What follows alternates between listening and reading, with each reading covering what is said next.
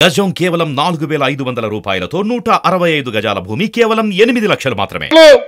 Court కేసి ఆ రోజు పనులు జరగకుండా అడ్డుకుంటే దాన్ని చంద్రబాబు గారు అన్ని రకాలుగా మాట్లాడి కాంట్రాక్టర్ అని ఒక కొలిక్కి తీసుకొని వచ్చి ప్రాజెక్టు పనులు మొదలయ్యే విధంగా చేసి 1500 కోట్ల రూపాయలు నిధులు కేటాయించి పనులు చాలా వేగంగా జరిగేలా చేస్తే మీరు ఎంత మాత్రం ఈ ప్రాజెక్టు మీద చిత్తశుద్ధి చూపించారు. ఇది దుర్మార్గం కాదా? ఈ అమాయక ప్రాంత ప్రజలు ఉన్నటువంటి ఈ ప్రాంత ప్రజల్ని అమాయకత్వాన్ని సొమ్ము చేసుకోవడం కాదా అని నేను అడుగుతా ఉన్నా. ఎంత దుర్మార్గం! వెలుగొండ ప్రాజెక్టును 2019లో పూర్తి చేస్తా అన్నావు, 19/20లో పూర్తి చేస్తా అన్నావు, 20/21లో పూర్తి చేస్తా అన్నావు, 21/22 అన్నావు, 22/23 వచ్చింది, 23 ఆగస్టు అన్నావు, సెప్టెంబర్ అన్నావు, అక్టోబర్ అన్నావు, నవంబర్ అన్నావు. లాస్ట్ కు ఈత కొడతామని పోతే ఆడ నీళ్లు లేవు. ఎంత దుర్మార్గమో మీరు కూడా ఆలోచన చేయండి.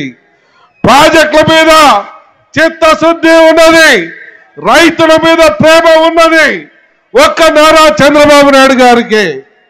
మీకు ఉదాహరణ కూడా చెప్పమంటారా? 2014-19 తెలుగుదేశం పార్టీ అధికారంలో ఉన్నప్పుడు ఇరిగేషన్ అధికారుల దగ్గరికి కానీ,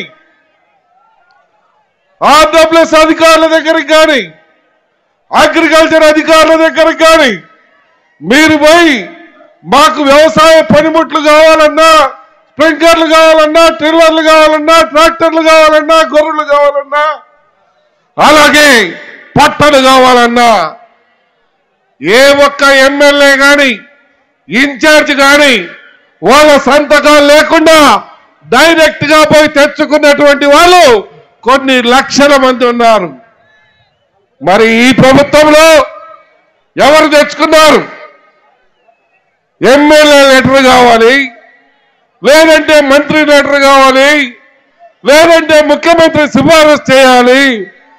ఇదా రైతుల మీద ఉన్న ప్రేమ?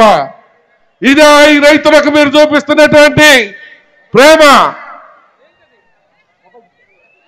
చెప్పులు అడిగేలా సిఫారసు లెటర్ల కోసం తిరిగి తిరిగి అలసిపోయి మాకొద్దు బాబు ఈ యొక్క ప్రభుత్వంలో ఇస్తున్నటువంటి పథకాలని కొన్ని లక్షల మంది రైతులు ఈరోజు ఆ పెద్ద ఆయన కోసం ఎదురు చూస్తా ఉన్నారంటే అది చంద్రబాబు నాయుడు గారి మీద ఉన్నటువంటి నమ్మకం అని చెప్పి నేను మీ అందరికీ మనవి చేస్తా ఉన్నా. ఏ రైతు కుటుంబం సంతోషంగా ఉంది? ఏ రైతు కుటుంబం ఈరోజు సంతోషంగా ఉన్నారో చెప్పాలి. నిన్న వర్షాలు పడితే ప్రకాశం జిల్లాని కరువు జిల్లాగా ప్రకటించమని చెప్తే మీ యొక్క కడప జిల్లాలో కొన్ని మండలాలు ప్రకటించుకొని ఈ ప్రకాశం జిల్లాలో కేవలం 3 మండలాల్ని కరువు మండలాలుగా చూపించి రైతుల్ని ఇబ్బందులకు గురి చేసిన మాట వాస్తవం కాదా అని నేను అడుగు.